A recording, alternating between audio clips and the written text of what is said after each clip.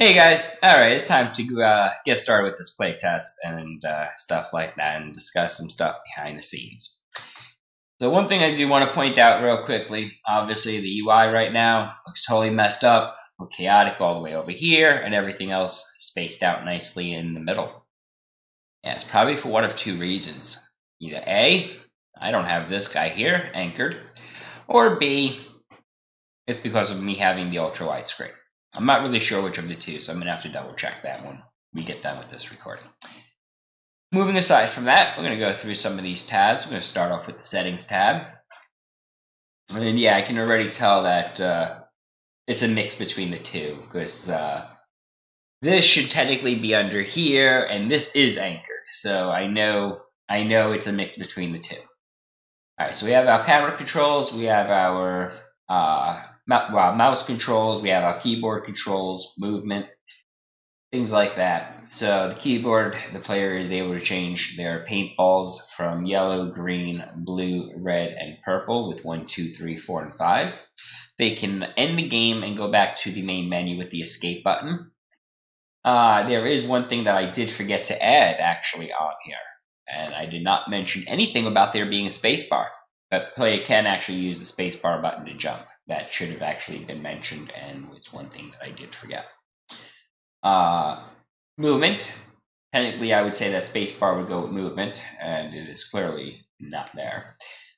We have forward, backward, strafe left, and strafe right, and the reason it is a strafe and not a turn left or turn right, which would be typical of a third-person game, is that this is a first-person environment, first-person game, and the player would actually be turning via the camera controls with the mouse axis. So going over to the mouse controls, from the mouse controls, like I previously mentioned, the camera controls for the mouse axis, as well as being able to fire the paintballs with the left mouse button. Another thing that we're going to notice is... Okay, I was wondering where that button was at first. I could have sworn I didn't see it there at first, but... Might be just me getting used to the new monitor and stuff like that. I'm going to head over to the credits page. Now this did line up perfectly even, so I have no idea what happened with the other pages. I don't know if it's the ultra-wide screen. I have no idea if it's something was broken with the anchors that I put in place. I have no idea. We'll have to check. Go back from here, and we will head in and start a new game. Now, one thing I will say, this is a little bit loud. I might have to re-record this later. But the one thing that I will say, we do have a lot of paintball action. The player is able to change what bullets they are firing. I am trying to do this while recording and staying alive for the duration so that we get into that second level. Now it is a 3-minute game, like I said. It is 3-minute experience on level 1, a 5-minute experience on level 2. We do have some health potions over here that we can run up to. That is also, inconveniently enough, a player enemy spawn area. You do gotta be careful. Definitely do want to grab the health potions when you need them. They do respawn, so don't worry. It's not like they disappear forever. Same thing with paint buckets. They will respawn.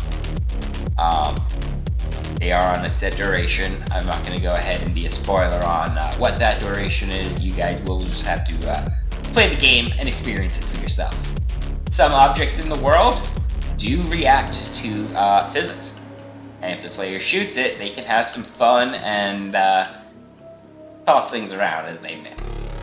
Now, not everything does respond to physics, so things that we didn't want to knock down don't, like this post right here, or these light things right here. We don't want these to fly all over the place. But as you can see, we have interaction with all of this stuff here. And the main thing is that I want the player to still be able to interact with the world and the environment, and we don't really want them to stop and press E and interact with things and stuff like that, because as you can see by my health, it's a little bit of a fast-paced game. Just a little bit. I'm gonna hop down over to here. around, make sure I got no enemies like totally next to me, because I do have to run and go get a health potion over there, health pack. Over there. Am I gonna make it? Oh no.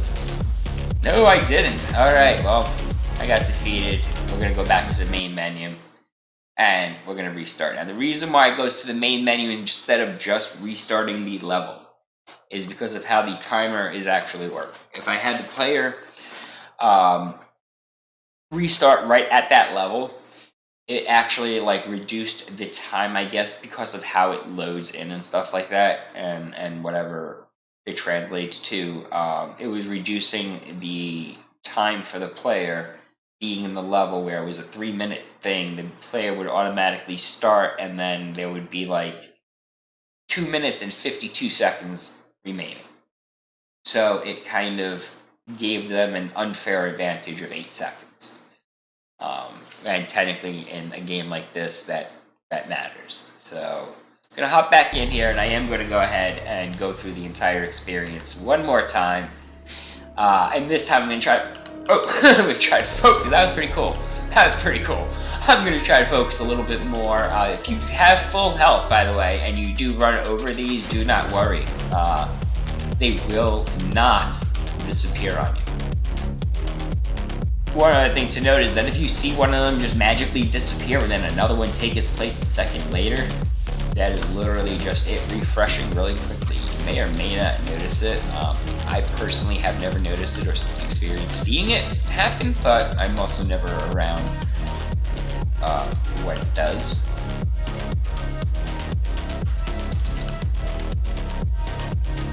Technically, I didn't have to re-up on bullets because I have plenty of ammo. Now, there are areas that you can hide in, like I am right now for a second. Eventually, they will probably get to me. And I do want to cycle through these real quickly, because I do want to show one little Easter egg. I like to do Easter eggs. I really do. And this Easter egg is one that's not very noticeable unless you notice it and you go, whoa, did that just do that? So we're going to go ahead and hop over here to the ammo. And before the paintballs disappear, the player actually is getting one out at a time. And that was a little effect that I wanted to create just to put my own little spin on it. I didn't, I could have just as easily had the player turn around and, similar to these things, walk over it, get the buff, and the object just, gets destroyed. Destroy after. It's nice, it's fine, it's good and all, but it's very basic. I'm going to switch to some better ammo right now. Now see the experience from bullets that kill with 2 hits. Before I had 3 kills. Alright, I was not expecting to die. Let me switch and try this again. One more time. Like I said, it is a bit of a tough game here. This time I'm going to do it with the stronger bullets, and I'm going to focus mostly on just using the stronger bullets and reloading on ammo as I need to. Now, it's not like the ammo is hitting me and killing me, because my own bullets will not hurt me. That was kind of the purpose. And I just double check that. Yeah. Okay. I had to double check it just to make sure that I really did suck that badly, and that's why I died that quick. Yeah. Once again, go over here. I love checking that out. Alright, let's go do this. I want to aim for at least getting, 5 kills. And staying alive. See, the thing is this, the player doesn't have to actually kill any of these guys. I could have just crouched down in a corner and done absolutely nothing. But then you have no experience, you're not really playing the game. And there is a reason why I technically allowed for that to happen. And it comes from, it actually comes from the book Ready Player One and the movie, and it has to do with something Holiday says, and It really stuck to me. And it stuck to me in the sense of seeing it happen in a lot of games. And it happens in almost all games. In order for the game to be a game, the player also has to be able to cheat. Now, cheating does not necessarily mean we want to allow the player to hack into the system and destroy our game. No. But me standing here is giving me technically a slight unfair advantage. The likelihood or probabilities of an enemy coming over here, or enough enemies coming here that I can't successfully defend myself, probably not going to happen. Now that was that respawn right there, actually. Now that I'm standing here and it actually happened, that was that respawn. As you can see, the enemies do spawn right from here, but they can't fire through here. Though it was weird that I think it looked like one of mine actually went through, but it didn't. Anyway, if we want to, we can literally, the player can literally just spam different colors. You want to paint up the wall? Paint up the wall. Go ahead, have fun. You want to try to do a design? Cool. Eventually, I will increase the duration that the paint does stick on the walls. This is literally for testing purposes. I did not want to have it sticking too long, because if you have it stick forever, there's a chance that, you know, people's systems might not be able to handle it. It does despawn after 10 seconds. Now we're here, technically what would be the next round of the game.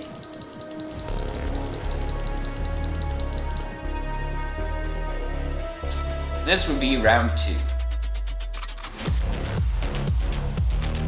In here, or level 2, round 2, however you want to describe it. Really, the main concept of why there is the second level right now is actually the prototype level. The first level is something I would consider more close to what could go out. I'm not saying it is, you know, of quality to go out on the shelf, but it's more closely in resemblance to it. Just technically it's still the same level right now. But the difference with the time right now, we went from 3 minutes to 5 minutes, so it technically is a little bit longer of an experience. And assuming you actually play the game and you don't cheat it by standing in the corner like I did before, it will be a harder experience.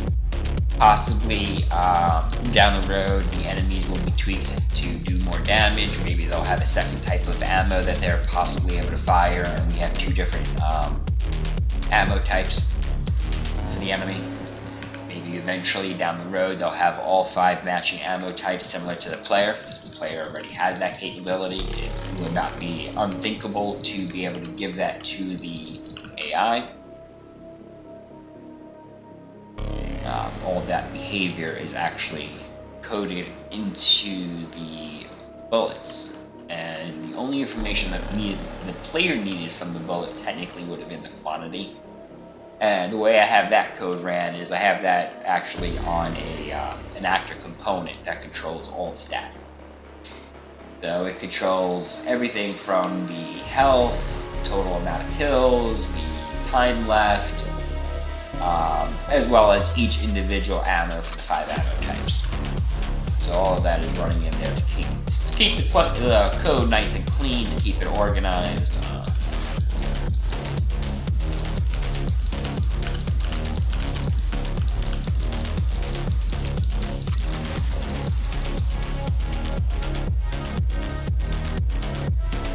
Let's see if there's a health potion.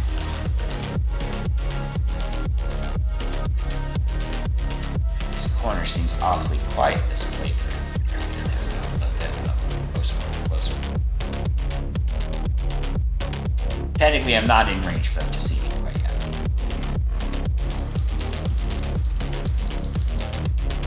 They do have a moderately high range, but not astronomical. I don't want them to follow the player all around the map. That would kind of kill the experience in a way. The player doesn't have any recovery. Something like this would be nice to give the player an area to go for a second or two to, not die. go get our recovery for a second, take a second, go back out.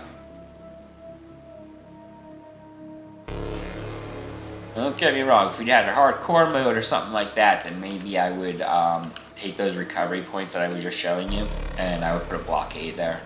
Close it off so the player doesn't have access to them, or doesn't have access to as many of them.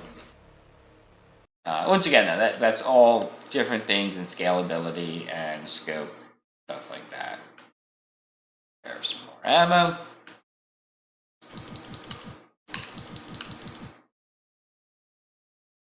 Now they do not. They do also. I will say this: the enemies do destroy themselves over X amount of time.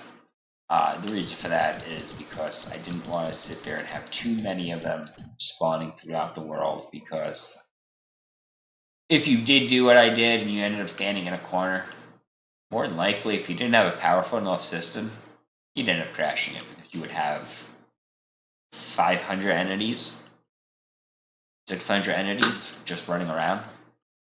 And if they're firing balls or doing anything, like right now, they're actually really well trained. The AI used to, in first, like, the initial first playthroughs of this, the AI used to just kind of fire randomly. And it was really kind of weird. It made no sense. And it kind of gave the false feeling of like the AI wasn't actually fighting the player, but just like getting lucky and doing whatever. That was funny. I survived it and then died at the end. But yeah, that's pretty much the goal for the experience was doing it this way, and a lot of what really helped inspire the idea and transition from how I initially planned on doing the prototype to how this came out was one playtester who I watched her playtest the game on the first playthrough, and the initial block mesh stuff. And while the block mesh stuff served its purpose, I did not think it was that good. I thought it served its purpose for, this is what X, Y, and Z is. This is what we want things to kind of do and happen, but obviously there was really nothing there. The only thing the player was able to do was shoot a bunch of characters that did not fire back, and shoot a bunch of doors that busted open. That was it. But she had fun, and there was a lot of genuine laughter and fun in the experience that she had, and it made me think there really wasn't any big major mechanics. There was nothing fancy about it. And as I was building this, I thought about it. Well, what was the fun experience about it? Was the aspect of interacting with the world? Was it the aspect of shooting the balls? Was it a mix of both aspects? And I think it was actually a mix of both aspects. And that's what led me to going with, you know what, let's do it this way and see where it takes us. And then I was really glad about how it took us, because yesterday was the first day that the team actually got to play test and play the game and give me some feedback on different things. And they were letting me know, hey, maybe this could be tweaked a little bit better this way or whatnot. And we were working on things a little bit. And it was funny because yesterday we were supposed to actually record our Pitch 2 video, but the whole reason why we couldn't do it is because besides me being exhausted from working endlessly on this project, we spent several hours with them just playing the game. And I realized at that moment, this could be something like good. This can really work. And this is definitely something worth continuing building on and stuff like that. So that's pretty much where we're at with things. I hope you guys enjoyed watching. As always, thank you very much, and take care, and have a good one.